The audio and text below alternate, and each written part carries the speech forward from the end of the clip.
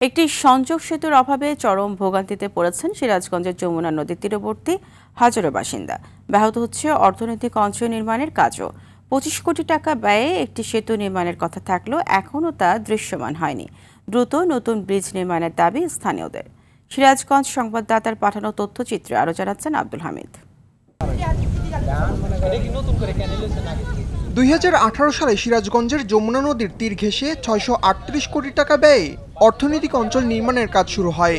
অঞ্চলটির 3 ও 4 নম্বর ক্রসবার এলাকার সংযোগ ঘটাতে 25 কোটি টাকা ব্যয়ে একটি ব্রিজ নির্মাণের কথা থাকলেও এখনও তা দৃশ্যমান হয়নি। স্থানীয়রা বলছেন, ব্রিজটি না থাকায় দৈনন্দিন ও জরুরি প্রয়োজনে সীমাহীন দুর্ভোগ পোহাতে হয় তাদের।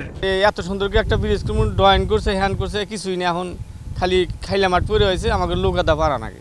এখন ব্রিজ ছাড়া মানুষ এত অসুবিধা গেছে গা, একটা ডেলিভারি রোগী যদি শহরে নিয়ে যাওয়া নাকি, তবু নেওয়ার মতো কোনো রাস্তা নেই। রাস্তায় ডেলিভারি বেগর মারা যায়। জানাইতেছি ব্রিজটা জানি তাড়াতাড়ি করে যায় যত সম্ভব। নতুন ফুটওভার ব্রিজ নির্মাণের প্রস্তাব পাঠানো হয়েছে বলে জানান পানি উন্নয়ন বোর্ডের এই কর্মকর্তা। আমরা ব্যবস্থা গ্রহণ করতেছি যাতে আর্কিটেকচার ডিজাইনে ওই জিনিসটা ইনক্লুড করলে তারপরে এটা কিভাবে করব, এটা প্রজেক্টের মাধ্যমে করবে না অন্য রাজস্ব খাতের মাধ্যমে করবে, এটা আমাদের ঊর্ধ্বতন কর্তৃপক্ষ এটা ডিসিশন নেবে। শিগগিরই নতুন ব্রিজ নির্মাণ করে জনদুর্ভোগ লাঘবের দাবি স্থানীয় বাসিন্দাদের। আব্দুল হামিদ, RTV।